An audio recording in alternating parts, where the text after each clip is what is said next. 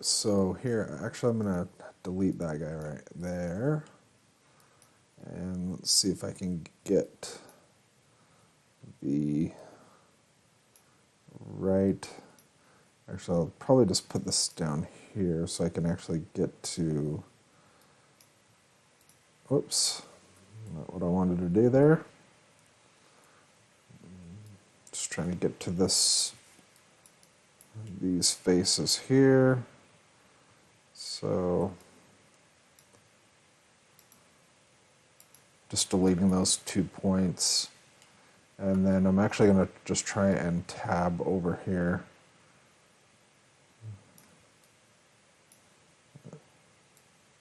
That seems to be alright. I'm going to actually delete this point.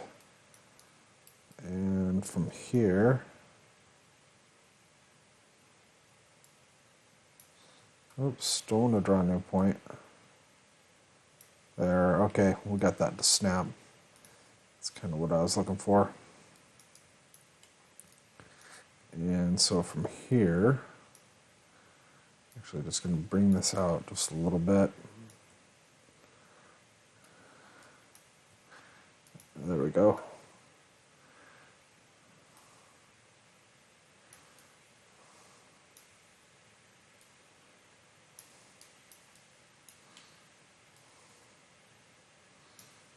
Alright, so here, I'm actually going to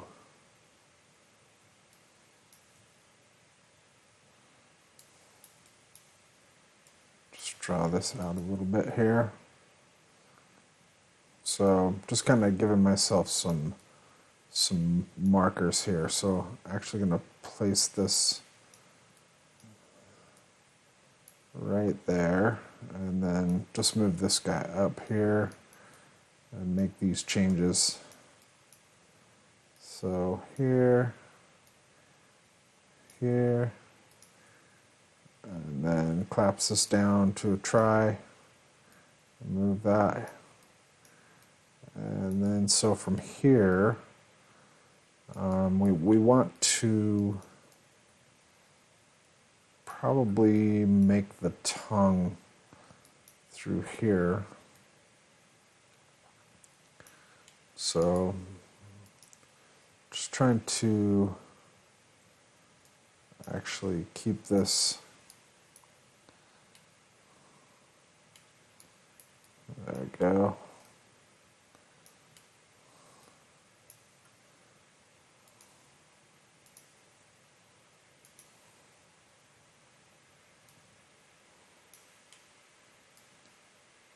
Alright, so from here, these are basically, I'm just placing these kind of in a placement so I can actually see what I'm actually going to build here. So from here, probably move up just from here so I can, there we go. And from here, that's okay, and then so here I should be able to snap. I want to be able to snap that one, but so actually I'm going to move this down. So a lot of this is just kind of like finagling how I want these polys to land here.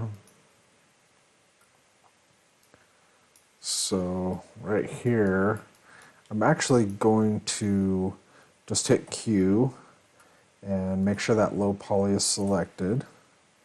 And so from here, I can actually go to the quad draw and just, I should be able to snap, but it's not letting me, so I'm actually going to just target weld this guy to here. And that's what I'm looking for. And then from here I'll be able to, so I'm just going to edge mode, and if I select these two edges, so just hit Q and make sure those two edges are selected. Alright, so this edge and this edge, And if you hold down, you can just actually just use this bridge in the under component in the modeling toolkit. This also does the kind of the same thing. So with those edges selected, you can actually hit, since we did bridge last, we can just hit G, and it'll do your last command. So from here to here, and these, if we hold down push G, that bridges as well. And so from here, I'm actually going to quad draw again and hit Control 1 to bring that back. And so actually, I will go back to, going to undo that, just hit Q, and then make sure that low poly is selected, and Control 1, and then quad draw, and we should be able to, actually I want to get rid of this point that's right here. Turn off the live mesh as well, that seems to not like that. So just get rid of that point. And with these, we're going to actually just draw these tries right there.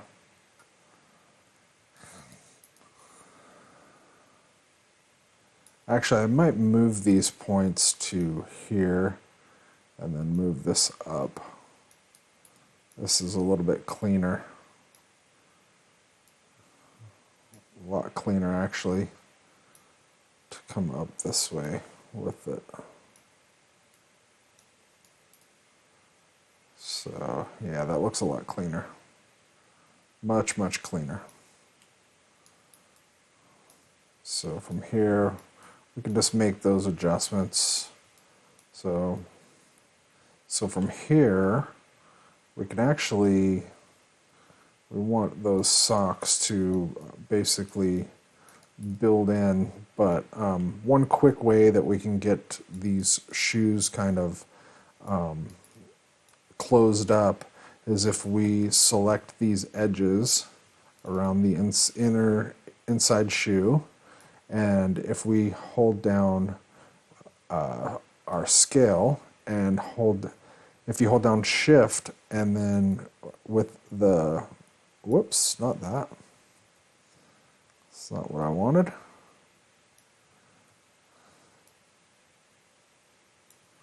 Why is it doing that? That's not what I want.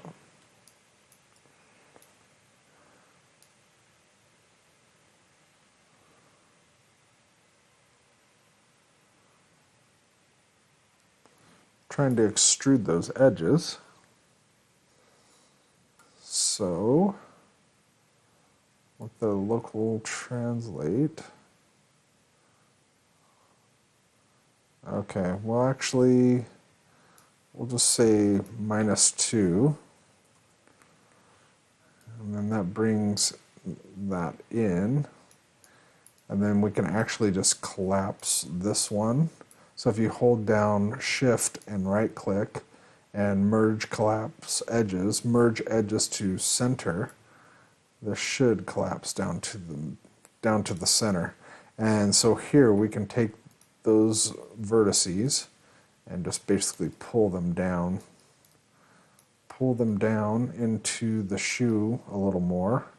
And then with the sock, we can just grab the whole sock piece there, and we'll just pull this down as well.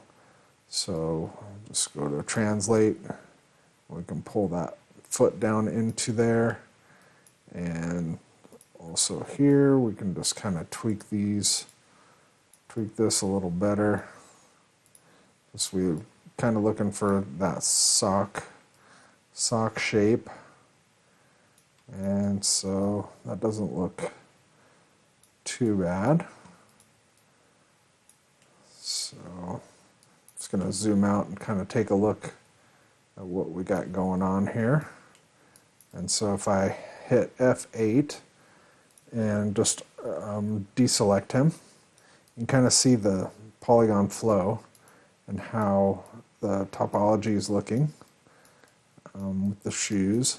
So we're basically pretty low, and to be able to see what we have going on polygon wise under heads up display, you can actually turn on the poly count. So it's display, heads up display, and click on the poly count, and I just hit the option box, and this is probably fine. We'll just go with that. So we want to make sure that we turn that on. So poly count. So now we can see if we actually, so currently we have everything visible. So if we turn this one off, just hide this guy. You can actually select that, and this is kind of what we're looking at, right? So face-wise, we're at 2,000, but with the triangles, we're around 4,000 total faces. So with this, I actually want to, in the modeling toolkit, go under quad draw and just kind of relax some of these areas here that are a little funky. They start to point just a little bit. So just kind of giving it an overall, just look and see how these polys are looking. So some of these ones that, you know, we don't want those to, we want them to flow a little better. So just giving those just a nice little relax on the polygon faces. So topology wise, everything looks pretty clean. There are some things where I can just make some light adjustments. So with this, if we go and just go into vertex mode, and here we can make those adjustments. Probably bring this down just a little bit and bring these in. Actually, there we go.